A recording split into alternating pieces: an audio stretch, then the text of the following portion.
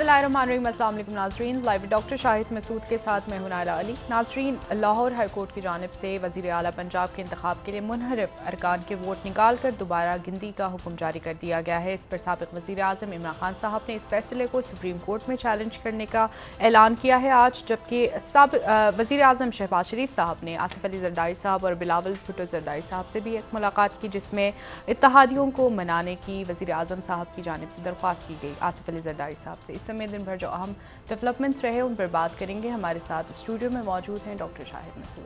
अस्सलाम वालेकुम डॉक्टर साहब। वालेकुम जी, आपको मिला सर, पंजाब में आज जो कुछ हुआ, लाहौर हाई कोर्ट की जानिब से जो फैसला आया, क्या समझ रहे हैं कि क्या इसके बाद अदम इस्तेहकाम में मजीद इजाफा होगा या आप एक सियासी तौर पर इस्तेहकाम पंजाब में देख रहे हैं?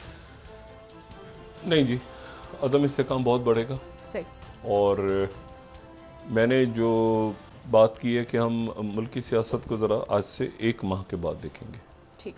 एक माह के बाद या कोई 20-25 दिन के बाद। और मैं हर प्रोग्राम में, हर नशिस्त में ये जुमला एक दोहरा रहा हूँ कि आने वाले दिनों में हालात मुल्क के ख़राब होने जा रहे हैं। सियासी हालात, माशी हालात, आपके आइनी बहरान, ये तमाम, और ये इस पूरे सिस्टम के ऊपर एक चार्जशीट है। और अखलाकियात या सियासत या नज़रियात या सारी बातें आप एक तरफ फेंकें, लेकिन आप देखें कि मुल्क के इश्यूज़, रियासत के इश्यूज़ क्या हैं और हमारे जो अकाबरीन हैं वो इस वक्त किन कामों में लगे हुए हैं। मतलब एक होटल बुक हो गया, उस होटल के अंदर लोग भर्ती हो गए, उधर से 20-25 मुनहरफ अराकीन जिनको आगे वोट देना है वो उधर से उधर चले गए। तो इस पूरे ताम झाम को, इनमें से कोई भी शख्सियत जो हमारे सियासी अकाबरीन हैं, उनमें से इसको देख के कोई फख्र कर सकता है अपने ऊपर? ये छोड़ दें कि माजी में किसने क्या किया, क्या सीखा, ये सवाल पैदा होता है ना, क्या सीखा। एक मौका, दूसरा मौका, तीसरा मौका, चौथा मौका, बार बार मौके, बार कहाँ खड़े हैं? मुल्क की सियासत कहाँ खड़ी है? और इन पे बात करना जो है वो, यानी अब क्या अल्फाज इस्तेमाल किए जाएं कि कल से एक महंगाई का नया तूफान आने वाला है मुल्क में। कल है ना 1 जुलाई जी। नए बिल, अभी रात को 10 रुपये पेट्रोल बढ़ जाएगा और 12 बजे से। और उसके बाद अभी तक मुआहदा कंप्लीट नहीं आया IMF का। अभी तक हमें ये नहीं पता कि वो कब, जो स्टाफ लेवल मुआहदा है वो कब होना है। मतलब इश्यूज, कैसे लोग ईद की तरफ जाएंगे, कैसे बिल, कैसे तनख्वाहें, कैसे बजट बनेगा। यानी इस महीने का जो बिल लोगों के आएंगे तो पता चलेगा वो जनवरी के अंदर से डाल दिया गया। यानी जो लोग बिल दे चुके हैं उनको पिछले महीनों के अंदर सरचार्ज डाल दिए गए, फलाना चीज़ डाल दी गई। लोग अपनी तरफ से खुश बैठे हैं कि हमारी चलें, वो पीछे के मसले तो हल हुए, आगे का, लेकिन वो पिछले महीनों में सरचार्जेस, फलाना मद में, फलाना मद में, फलाना। और ये आप ये देखें, और फिर दूसरी तरफ आप ये देखें कि ये वो शख्सियात हैं जिन्होंने जो कई मरतबा सदूर रहे हैं, वज़राए आज़म रहे हैं, वज़राए ख़जाना रहे हैं। और मैं समझ से मेरे बाहर है कि ये इस वक्त या तो इतना ज़्यादा फासला पैदा हो गया है इनके दरमियान और अवाम के दरमियान, या ये बात नहीं सुन पा रहे या समझ नहीं पा रहे कि लोग इस वक्त क्या सोच रहे हैं। वो एक सड़कों, एक उधर अरब स्ट्रीट, यूरोप, एक सड़क पे चलने वाली एक आवाज़ होती है ना, जो सड़क पे जो आम आवाज़ होती है, वो कैसे, क्या वो किसी तक पहुंच रही है या सब अपने अपने वो बबल्स के अंदर बैठे हुए हैं और उनको वो बेपरवाह हैं बिल्कुल मुकम्मल तौर पे। अब इसके पास 7 नंबर ज़्यादा हैं, क्यों ज़्यादा हैं? उसके पास 8 नंबर ज़्यादा हैं, क्यों ज़्यादा? उसके पास कम हो गए हैं, क्यों कम हो गए हैं? ये रियासत के इश्यूज़ हैं। 25 लोग मतलब उधर से उधर चले गए, वो मुनहरफ हो गए, उनके वोट काउंट नहीं होंगे, उनके वोट काउंट होंगे तो वो मुनहरफ हैं। मतलब आप ज़रा लफ्ज़ से देखें कि ये कितना एक बाइज्जत लफ्ज़ दिया गया है, मुनहरफ। हालांकि बुनियादी तौर पे ये जो है ये एक प्रॉपर लोटा क्रेसी पैसे लेके गए, कोई नजरियात की बुनियाद पे नहीं गए। ये पैसे लेके आए इस बुनियाद पे कि अगला हमें टिकट आप देंगे। और हैरानकुन बात यह है कि मुस्लिम लीग नून ने यह शर्त कबूल की। यानी वो किसी एक वोटर को भी ले सकते हैं उस तरफ जिन्होंने उनको मुकम्मल 4 साल 5 साल 10 साल 20 साल गालियां दी, वो उसको उधर से उठा के अपने किसी वर्कर के ऊपर रख के और मुनहरफ और गले मिलते आपको नजर आएंगे। ये वही काम है जो कि इमरान खान साहब इलेक्शन से पहले कर रहे थे। लोग जा जाके दुपट्टे पहन रहे थे और उसके बाद खान साहब आज खड़े होकर कह रहे थे कि मैं जो हूं वो मैंने गलत फैसला किया। और मुझे ये भी नहीं पता कि आपको पता है उस्मान, मैंने आज जब तक सूरज चांद रहेगा करके वो ट्वीट कर दिया, फिर रुक गया वो मैं, क्योंकि अभी वो फैसला ही नहीं समझ में आ रहा कि क्या है वो, कल क्या होगा। ठीक है ना, उधर 17 तारीख को क्लैरिटी आएगी ज़्यादा शायद पंजाब में, या और ज़्यादा हिजान बपा हो जाए सियासत में। लेकिन इशू ये है कि वो परवेज इलाही साहब जो हैं वो कह रहे हैं हमारे लोग नहीं हैं, वो बाहर गए हुए हैं। इधर से वो लोग कह रहे हैं वो मौजूद हैं, नंबर गेम पूरा है, नंबर गेम। ये मुल्क में, हमारे मुल्क में इसलिए इलेक्शंस होते हैं, इसलिए हमारे मुल्क के अंदर लोग अपने लोगों को बेहतर से बेहतर लोगों को चुनते हैं।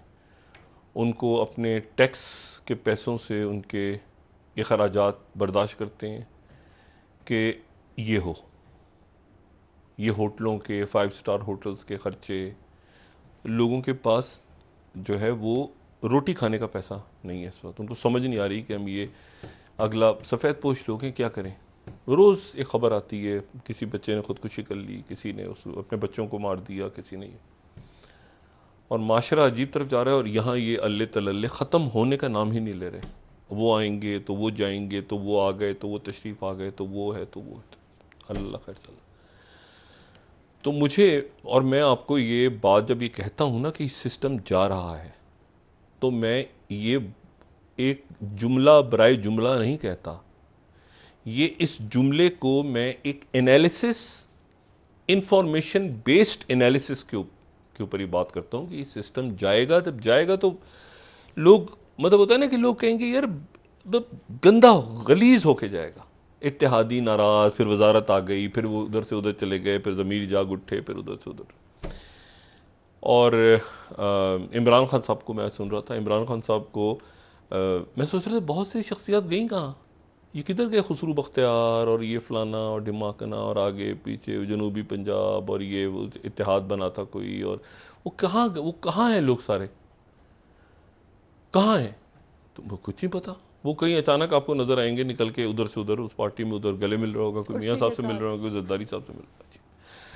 तो बात यह है कि ये है, ये ड्राइंग रूमों में इस्लामाबाद के ये पीछे सेक्टर्स के अंदर, यहाँ पे मीटिंगें, खाने रात को कैसे होगा, पैसा कैसे करना है, ये अच्छा ये मिलने चाहिए, क्या फायदा। और कल से वो तूफान आ रहा है महंगाई का, ठीक है, और उसमें आज रात से 10 रुपए वालिबन इजाफा हो जाएगा पेट्रोल में। पहले महीने 10 रुपए, फिर 5-5 रुपए करना है। और उसके बाद भी IMF खुश होता है कि नहीं होता, अभी तक ये नहीं पता। ठीक है ना, उन्होंने वो डू मोर के ऊपर कह के वो अगले 6 हफ्ते 5 हफ्ते 6 हफ्ते, मतलब वो ट्रक की बत्ती है जिसके पीछे लग गए सारे।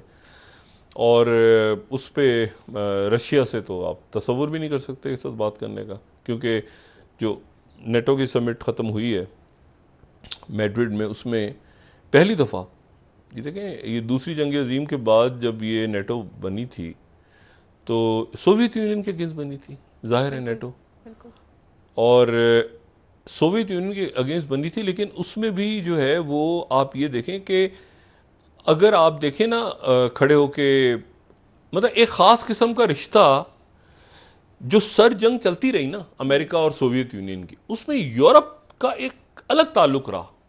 यूरोप का सोवियत यूनियन से एक अलग ताल्लुक रहा। वो उतना तल्ख नहीं था जितना तल्ख ताल्लुक अमेरिका का था। तो अगर आप मतलब लंदन या बर्लिन या ब्रसल्स, या आज भी आप कहीं जो है वो बार्सिलोना, या मैं वहां आप देखेंगे ना, वहां बैठ के आप बात करेंगे ना रशिया की, तो लगेगा कि वो जैसे यूरोप का ही एक हिस्सा है जो जिससे झगड़ा हो रहा है, मतलब वो यूरोप रशिया को यूरोप में समझता है। ये बड़ी इंटरेस्टिंग हो, कहते हैं एक है जो हमारे खिलाफ है, जो हमारे हमसे, लेकिन वो वैल्यूज, इसीलिए वो जो पाइप एग्रीमेंट्स हुए थे ना, यानी पीक ऑफ कोल्ड वॉर, ये 50s और 60s में, जब जर्मनी के दो टुकड़े हुए थे, दीवारें बर्लिन खड़ी थी और पूरा, उस वक्त भी मुआहदा हुआ था कि सारी जंग अपनी जगह, सारे कम्युनिज्म और ये कैपिटलिज्म और ये सब अपनी जगह, लेकिन एनर्जी और पाइपलाइंस बिछी रहेंगी।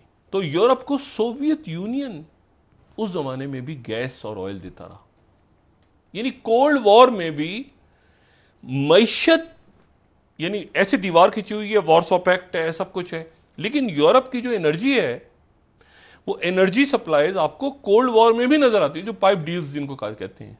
पाइप डील्स एक बहुत एक हिस्ट्री में एक बड़ा लफ्ज है, पाइप डील्स ये थी कि जी लड़ाई अपनी जगह है, नजरियात पे झगड़े अपनी जगह है, लेकिन जो पाइप डील्स है ना, वो उनके ऊपर वो एग्रीमेंट है कि हम, पहली दफा ये हुआ है कि गैस और एनर्जी के ऊपर जो है एक लकीर खिंच गई है। अच्छा, वहां मैंने आपसे कहा ना कि यूरोप में लोग कि यार ये जर्मनी हमारा जर्मनी है, ये वेस्टर्न जर्मनी है, वो देखो ईस्टर्न जर्मनी है, मतलब वो उसको यूरोप में लेते हैं। यहां अगर आप इसको खड़े होकर देखें टोक्यो में या बीजिंग में, या ऐसे खड़े होकर देखें इवन पाकिस्तान में या नई दिल्ली में या ढाका में, तो आपको लगेगा कि रशिया जो है वो तो हमारा हिस्सा इस तरफ का है, एशिया का हिस्सा, ये तो इधर के हैं। हमारे ये तस्वर आएगा कि ये तो इधर के लोग हैं, कम्युनिज्म है, इनका कोई ताल्लुक नहीं है यूरोप। यूरोप वाले, इसमें लफ्ज होगा यूरेशिया, मतलब दोनों का अलग अलग परसेप्शन रहे थे तमाम अरसे। और इसमें पहली मरतबा जो नेटो का जो इलामिया आया है, तो नेटो ने ये कहा है कि हमारा जो एनिमी नंबर 1 या थ्रेट नंबर 1 तो रशिया है। अच्छा, लेकिन हमारा जो स्ट्रेटेजिक कंपेटिटर है वो चाइना है, यानी चाइना का नाम उन्होंने इंक्लूड कर दिया नेटो ने पहली मरतबा। हालांकि ये ज़हन में रहे कि पिछली कोल्ड वॉर, ये कोल्ड वॉर नहीं है, ये तो पहले ही हॉट, ये तो बिस्मिल्लाह इसकी हॉट वॉर से हुई है ना। कोल्ड वॉर तो एक, अब पता नहीं किस तरह से ये आगे लंबी जंगें चलती हैं, लेकिन मैं आपको सिर्फ ये बात बताऊं कि वो जो जंग थी, उस जंग में और इस जंग में एक बड़ा फर्क है। और फर्क ये कि जंग के शुरू के ही हिस्से में पूरी कोशिश की अमेरिका ने और यूरोप में नेटो ममालिक ने कि चाइना उनके साथ आ जाए, चाइना उनके साथ आ जाए, रशिया के साथ ना जाए। और इसीलिए चाइना पे आप देखें कि चाइना पे वो बातें भी होती रही बीच में, मुज़ाकरात भी चाइना के साथ, उन्होंने पूरी कोशिश की, क्योंकि पिछली जो कोल्ड वॉर थी, उस कोल्ड वॉर में अमेरिका और यूरोप के साथ खामोशी से चाइना भी था, रशिया के अगेंस्ट, सोवियत यूनियन के अगेंस्ट चाइना भी था। और चाइना ने खामोश साथ दिया था सोवियत यूनियन के टूटने में। किसका साथ दिया था? अमेरिका और यूरोप का। और बीच में वो तारीखी किरदार किसने अदा किया था अमेरिका और चाइना की दोस्ती का? पाकिस्तान। तो हमने जो अमेरिका और चाइना की दोस्ती कराई थी, वो बुनियादी तौर पे हमने सोवियत यूनियन के अगेंस्ट करवाई थी, ठीक है ना। हमने अमेरिका और चाइना, हमें कहते हम तो, और अमेरिका क्यों मिलना चाह रहा था? अमेरिका ने क्यों डंप कर दिया ताइवान को, चाइना को? क्योंकि वो चाहता था कि सोवियत यूनियन को, असल एनिमी एक है ना, उस एनिमी के खिलाफ जब जंग हो तो या तो चाइना खामोश रहे और चाइना खामोश रहा, या हमारे साथ तो खामोश रहे। चाइना एक तरह से खामोश रहा, यूं इस तरह कह सकते हैं कि चाइना ने कोई सोवियत यूनियन को टूटने दिया, ठीक है। और सोवियत यूनियन टूट गया, तो चाइना आपको नजर कहीं नहीं आता ना उस वक्त। और चाइना एक इमर्ज हो रहा है उस वक्त। तो चाइना आज वाला चाइना है भी नहीं ना, चाइना उस वक्त इमर्ज हो रहा है, लेकिन बहरहाल एक चाइना एक बड़ा मुल्क तो है। लेकिन वो जो सोशलिज्म और कम्युनिज्म, सोशलिज्म, माओइज्म, लेनिनिज्म, ये सारा वो फड्डे तो चल रहे थे आपस में स्टालिन के बाद। तो एनीवे, तो मकसद कहने का ये है कि लेकिन अब इसमें इस दफा क्या हुआ है, इस दफा खेल के पहले ही राउंड में चाइना अपने साथ रशिया को ले गया। रशिया चाइना को नहीं लेके गया, चाइना रशिया को ले गया। यानी इसमें जो नेट फायदा अगर किसी का हुआ है ना अभी तक, आगे तो देखते हैं कि क्या होते हैं मामला, तो लॉन्ग वॉर। अच्छा, तो वो जो है वो ये जो पहला राउंड है ना, इस राउंड में चाइना जीता है, रशिया नहीं। चाइना इसलिए जीता है कि रशिया मुकम्मल तौर पे डिपेंडेंट हो गया अब चाइना पे, क्योंकि गैस, पेट्रोल, उनकी करेंसी, उनका बैंकिंग सिस्टम, उनके आगे सारे तो जो स्फीयर, और अमेरिका, यानी अमेरिका भी थोड़ा तगड़ा हुआ है, क्योंकि नेटो के अंदर देखिए ना, स्वीडन और फिनलैंड आ गए, बड़ी बात है। स्वीडन और फिनलैंड आ गए, और टर्की ने डील बड़ी सॉलिड की। भाई तैयब एर्दोगन ने ये डील की कि हमारे जो कुर्द, जो सेपरेटिस्ट थे, जिनको तुमने पनाह दी हुई थी, फिनलैंड और स्वीडन ने, एक तो उनको हमारे हवाले किया जाए फौरी तौर पे। अच्छा, इसके ऊपर अब शोर होगा, यूरोप में शोर होगा इसके ऊपर कि आप कैसे, आपने पनाह दी हुई थी तो वहां तो मार दिया जाएगा, लेकिन उन्होंने डील साइन की। तैयब एर्दोगन की पॉपुलैरिटी ऐसे शूट कर गई है इस वक्त टर्की में, उन्होंने डील बड़ी सॉलिड, और साथ ही उन्होंने कहा कि वो जो 2016 का जो गुलन मूवमेंट के जो प्लॉटर्स थे, प्लॉटर, उनको भी हमारे हवाले किया जाए, साइन करवा लिया। फिर हम इजाजत देंगे इन दोनों मुल्कों को कि ये नेटो का हिस्सा बने। उन्होंने साइन कर दिए, अब यहां पर इशू ये है कि इसमें जो नेट गेनर अभी तक नजर आ रहा है वो आपको चाइना नजर आ रहा है, क्योंकि चाइना मुकम्मल, रशिया भी तो, पुतिन भी तो कभी इधर G8 में है, तो कभी इधर है, तो गैस उधर जा रही है, तो ऑयल इधर जा रहा है, तो नॉर्थ स्ट्रीम बन रही है चाइना के, जर्मनी के साथ, तो ये हो रहा है, तो चाइना भी थोड़ा सा, चाइना को भी होता था कि ये रशिया जाएगा कहां अल्टीमेट, मतलब ये उधर है, इधर है, मतलब G8 में घुस गया इधर, वो क्योंकि अमेरिका ने फोकस रखा हुआ तो सारा का सारा क्वाड और अगली चाइनीज सेंचुरी है, वो चाइना भी सोचता था कि रशिया कहां जाएगा आखिर में, ऐसा ना हो कि रशिया पलट के उधर गिर जाए कहीं किसी भी वक्त। वो G8 में रहा है, वो उनकी मीटिंग्स, उनकी कॉन्फ्रेंसेस सारी, तो ये यूक्रेन ने रशिया को मुकम्मल तौर पे, अब रशिया चाइना के साथ है, ठीक है, यानी रशिया अब यूरोप नहीं है बल्कि नॉर्थ एशिया है जी, ठीक है। अच्छा, अब नॉर्थ एशिया में आ गया रशिया, और मुकम्मल तौर पे उसकी ऑयल, उसका गैस, उसका फ्यूचर, उसके जो एग्रीमेंट, और नेटो आके सर पे बैठ गया, नेटो बढ़ गया, मतलब बजाय इसके कि छोटा होता, वो नेटो बिल्कुल ही साथ इधर बैठ गया, और ये 1 लाख फौज और बाइडेन ने भेज दी। उन्होंने कहा भेजेंगे, ईस्टर्न फ्लैंक में भेजेंगे। ईस्टर्न फ्लैंक से मुराद वो मुल्क हैं, लैटविया, लिथुएनिया, ये सारे जो कि ईस्ट, और हेडक्वार्टर कहां होगा, पोलैंड में। टर्की को एक और फायदा इसमें हुआ है, और टर्की को फायदा ये हुआ है कि जो बैल्कन स्टेट्स हैं, एक बैल्कन स्टेट्स भी हैं, वो बैल्कन स्टेट्स वो हैं, अगर हम नक्शे में देखें तो ये बैल्कन स्टेट्स वो हैं जिनको ईयू की मेंबरशिप नहीं मिली, टर्की की तरह। टर्की को भी ईयू की मेंबरशिप नहीं मिली, बैल्कन स्टेट्स को भी नहीं मिली, जैसे सर्बिया, बोस्निया, अल्बानिया, ठीक है ना। तो ये अगर हम इसको थोड़ा सा बड़ा करें इस मैप को, ये जो मुल्क है ना सारे जी, नॉर्थ मैसिडोना, अच्छा, इनको नहीं मिली, ईयू की मेंबरशिप नहीं मिली, तो यहां पर टर्की का इन्फ्लुएंस बढ़ रहा है। अब थोड़े दिनों में आपको तैयब एर्दोगन सर्बिया जाते नजर आएंगे। ये मुल्क वो है जो ना ईयू में है ना ये किसी और इत्तेहाद में, तो ये बैल्कन इनिशिएटिव के साथ, और यहां पर टर्की अपना इन्फ्लुएंस बढ़ाएगा, क्योंकि ये ना ईयू के मेंबर हैं, ना बहुत ज्यादा यहां पर अभी तक पुतिन का इन्फ्लुएंस, तो यहां पे, और ये सल्तनत उस्मानिया का हिस्सा भी रहे, ऑटोमन्स, तो यहां पे वो टर्किश लैंग्वेज और वो सारा कल्चर होता है, तो ये टर्की अपना यहां बनाएगा। आगे क्या होता है नोबडी नो, लेकिन अभी तक के हालात में आपको बता रहा हूं ना कि इसमें जो नेट गेनर है वो चाइना है अभी तक। अच्छा, अब इन्होंने क्या ऐलान किया, ये नेटो की कम, मरता नेटो उठा दिया दोबारा यूक्रेन, हाँ जिंदा। अच्छा, उठा किस तरह, नेटो उठ गया, लेकिन यूक्रेन की जंग फंसी हुई है, नहीं, वो जंग जीत गया रशिया, वो ले गया रशिया, हाँ, लेकिन उसके बावजूद जो है, उसके बावजूद नेटो स्ट्रांग हो गया, यानी नेटो स्ट्रांग है, यूक्रेन में रूस नहीं हारा। अजीब गरीब इक्वेशन है ना, रूस इकोनॉमिकली तबाह नहीं हुआ, लेकिन रूस डिपेंडेंट हो गया चाइना के फॉर ईयर्स टू कम। ये जो इस वक्त हो रहा है ना, ये अगले कई सालों की आप समझ लें कि ये पॉलिसी और ये नक्शा बन रहा है पूरी दुनिया का। आज पुतिन जो है, प्रेसिडेंट पुतिन, जो कि ताजिकिस्तान और तुर्कमेनिस्तान के दौरे पे थे, तो उन्होंने बड़ी आज ज़बरदस्त बात की है। उन्होंने कहा multipolar world order evolving globally. Multipolar, एक ये दो पोल्स नहीं है, मल्टीपोलर। ये इन्होंने जो स्पीच की है वहाँ पे, एक तो उनकी मुलाकात हुई इब्राहिम रईसी और सब लोगों से, जो मैंने आपसे कल भी बात की थी, लेकिन उसके साथ ये उनकी आप देखें कितनी इंपॉर्टेंट है। वो कह रहे हैं कि multipolar world order evolving globally and process is irreversible, अभी वापस नहीं जाएगा। अच्छा, मल्टीपोलर का मतलब है कि एक से ज्यादा, दो से ज्यादा पोल्स हैं।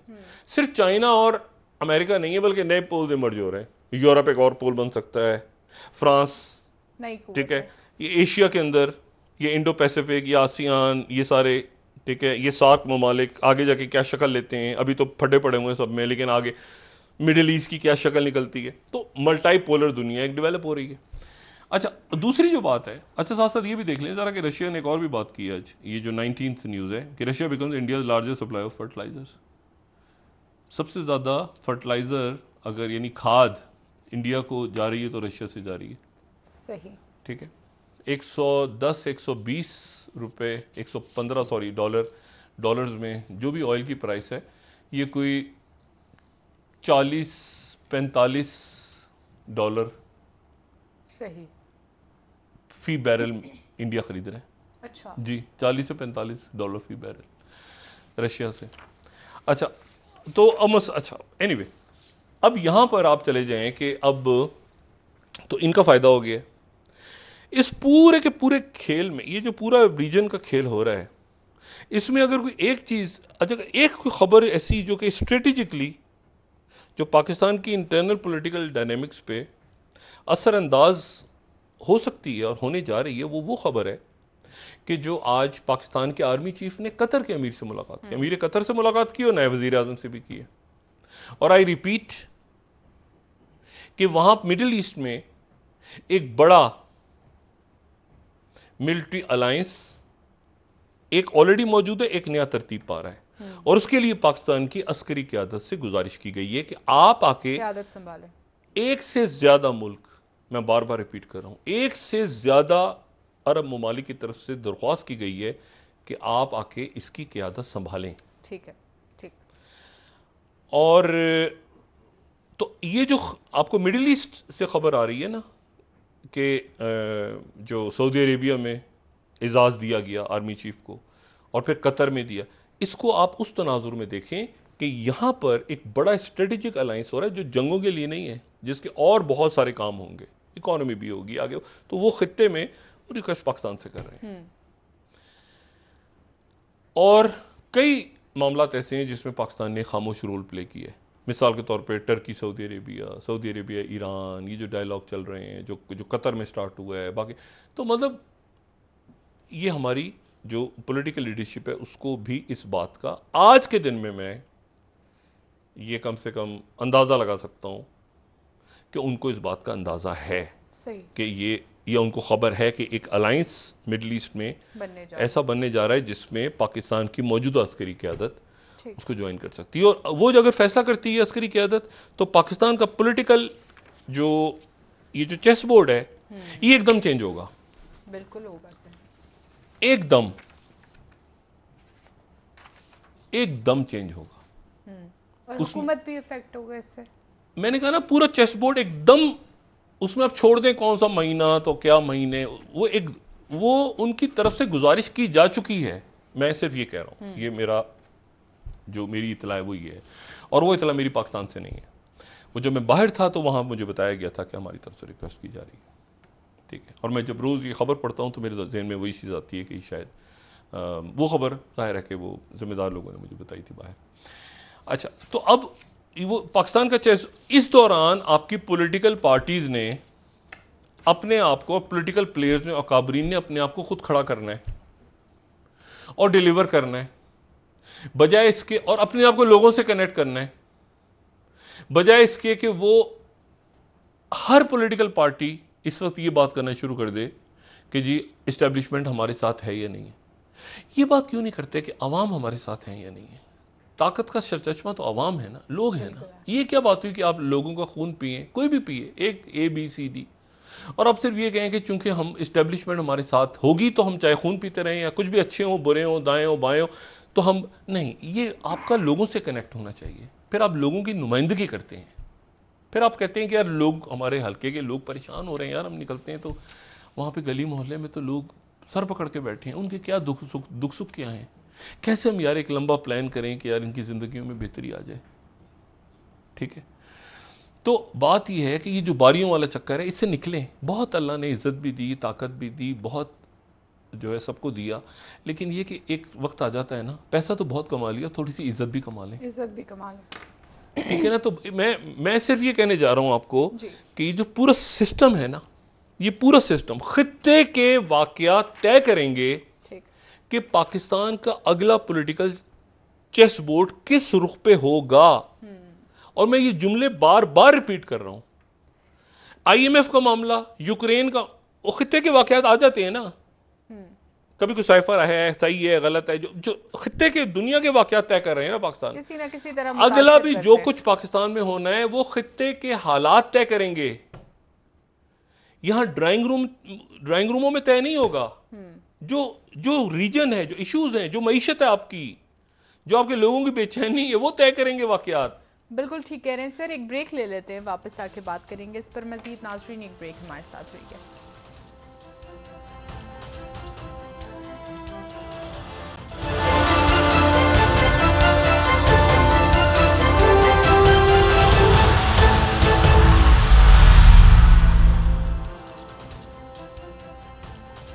वेलकम बैक नाजरीन। जी डॉक्टर साहब, हमजा शहबाज या परवेज इलाही साहब में से, दोनों शख्सियात में से कल आपको कौन कामयाब होता नजर आ रहा है और किस तरह से होगा? कि आप देख रहे हैं कि पंजाब की सियासत को किस तरह देखें, ये इसमें मैं नहीं समझता कि कोई भी इसमें जीतेगा या कोई भी हारेगा। आपकी मुल्क की जो सियासत और रवायात हैं वो दोनों ही शिकस्त खाएंगे, इसमें कोई फतह।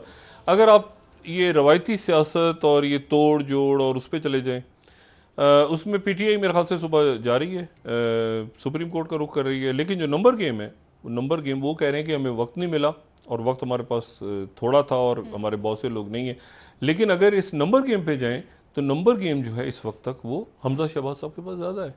तो अब अदालत क्या फैसला करती है कि लेकिन 17 तारीख को असल जो हिजान है ना, वो 17 तारीख का इलेक्शन है। और लेकिन कल के बाद इसमें मजीद इजाफा हो जाएगा दोनों सूरतों में, आइदर वे वो किस तरफ जाता है मामला। लेकिन नंबर गेम में वो आ गए हैं हमजा शहबाज। और कल का ये दिन और परसों फिर एक और इवेंट है 2 तारीख को, और वही इवेंट ये है कि परेड ग्राउंड में इमरान खान साहब को जलसे की इजाजत मिल गई है 2 तारीख, और वो इजाजत मिली है। और इमरान खान साहब को ये परेड ग्राउंड के अंदर ये है कि रात 12 बजे तक उन्होंने वो जो शराइत हैं कि एक्सप्रेस वे बंद नहीं होगी और रेड जोन में दाखिल, लेकिन इजाजत उन्होंने ले ली है, पुरअमन इजाजत।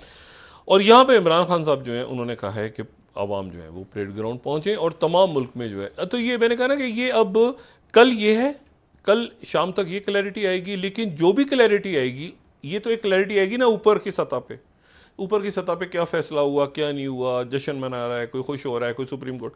एक वो है अब जो इश्यूज हैं वो अपनी जगह बढ़ते जा रहे हैं क्योंकि उधर तवज्जो किसी की नहीं है। उधर कोई मतलब कोई के इलेक्ट्रिक के क्या इश्यूज हैं, आपके ओगरा के साथ क्या मामलात हैं, आईएमएफ के साथ क्या मामलात हैं, ये जो ब्लॉक्स बन रहे हैं रीजन के, इसमें आपने लॉन्ग टर्म प्लानिंग्स हैं। वो पता नहीं, हमने वो इकोनॉमिस्ट का वो टाइटल अगर हम दिखा देते या कल दिखाएंगे, तो उसमें वो जो लॉन्ग वॉर है ना, जो उसने लिखा है इकोनॉमिस्ट ने, वो तो बड़ा अच्छा बनाया है उन्होंने। उसमें यह है कि ये देखें, how to win the long war, ये इकोनॉमिस्ट ने मेरा ख्याल है कि बहुत ही उम्दा एक लॉन्ग वॉर है। इट्स अ लॉन्ग वॉर, ये कोई 1 दिन 2 दिन हफ्ता ये जो स्ट्रेटजी लाए हैं ना, ये 10 सालों की है, अगले डिकेड की। अगले डिकेड में नेटो ने कहा है कि हमारा जो स्ट्रेटेजिक कंपेटिटर है वो चाइना है और थ्रेट हमारी नंबर 1 रशिया है। लेकिन बहरहाल चाइना ही है ना, और चाइना के लिए इस ओके कि रशिया उसके साथ आ गया और रशिया उधर से कट गया मुकम्मल तौर पे। तो अब रशिया चाइना, अब चाइना के लिए पूरा कि चाइना के, और चाइना के ऊपर इल्ज़ाम लगाया कि चाइना जो है वो मिलिट्री सपोर्ट दे रहा है और 4-5 कंपनियां बैन की हैं अमेरिका में। लेकिन चाइना का कहना यह है कि हम तो मिलिट्री सपोर्ट कर ही नहीं रहे, हम तो ऑयल खरीद रहे हैं और ट्रेड कर रहे हैं रशिया के साथ। तो चाइना ने लेकिन नेटो में अपने नाम के शामिल होने पर शदीद रद्द अमल का इज़हार किया और अब ये एक लंबी जंग है। लंबी जंग है ना, तो लंबी प्लानिंग्स करते हैं फिर आप अपने अवाम की, अब खारजा पॉलिसी, मईशत कैसे चलानी है, आगे जाके आपने टेक्नोलॉजी में कैसे, बच्चों के स्टार्टअप्स के लिए कैसे आपने प्लान करना है, मतलब आप एक लंबी प्लानिंग करते हैं। ये आप डे टू डे बेसिस पे तो चल रही होती है ना आपकी, कि टेक्टिकल इश्यूज हैं कि ये सुबह ये हो गया तो फलां ये हो गया तो उधर से काउंसलर कोई जीत गया, एक होते रियासत के इश्यूज।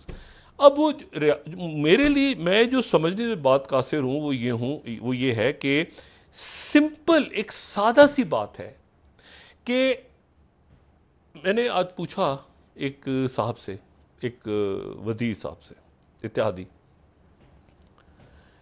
उन्होंने एक कमाल का जुमला कहा, तारीखी जुमला। उसके जुमले को थोड़ा सा मैंने अपने हवाले से उसको मॉडिफाई किया। सिस्टम तो बहुत ही अच्छा है, बहुत ही अच्छा है, सब इकट्ठे हैं जी, सब इकट्ठे हैं, साथ बैठे हैं, बेहतरीन शख्सियात हैं, सब कुछ है, लेकिन चल नहीं रहा। यानी एक अजीबो गरीब सी बात है कि सब बैठे हैं, सब इकट्ठे हैं, शेर शक्कर हो गए, गले मिल गए हैं, कोई नाराजगियां खत्म हो जाएंगी, सब हो जाएगा, ठीक हो जाएगा सर, अच्छा बहुत अच्छा है, लेकिन चल नहीं रहा। तो इसमें मैंने थोड़ा सा तड़का भी लगा दिया, हमने कि है बड़ा खूबसूरत, चल नहीं रहा, वो चलाएं कैसे? मतलब आगे कोई 4 गधे घोड़े बांध देंगे, ये सिस्टम भागना शुरू कर दे, आवाम को कोई डिलीवर हो, आपको दुनिया में कहीं आपकी कोई पॉलिसी आपकी बने, मतलब एलएनजी नहीं आ रही तो नहीं आ रही, वो खत्म। मतलब हम क्या करें, एलएनजी का मुआहदा इमरान खान कर गया, ये आपकी पॉलिसी अगर ये है, आपकी स्ट्रेटेजी ये है कि आज से 6 महीने बाद भी आपसे मैं पूछूं कि जी मुल्क में बिजली की लोड शेडिंग क्यों हो रही है, तो जवाब आप ये मिलेगा, इसलिए क्योंकि इमरान खान जो 3.5 सालों में बर्बादी कर गया, वो बर्बादी चूंकि कर गया, तो हम क्यों आए हैं?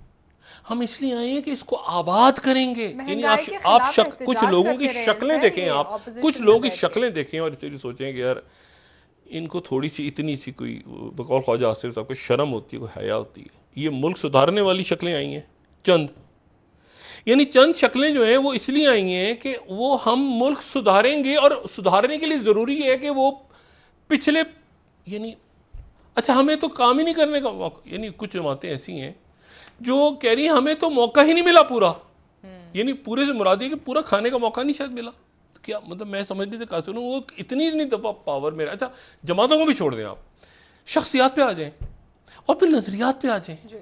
ये क्यों कर मुमकिन है कि एएनपी,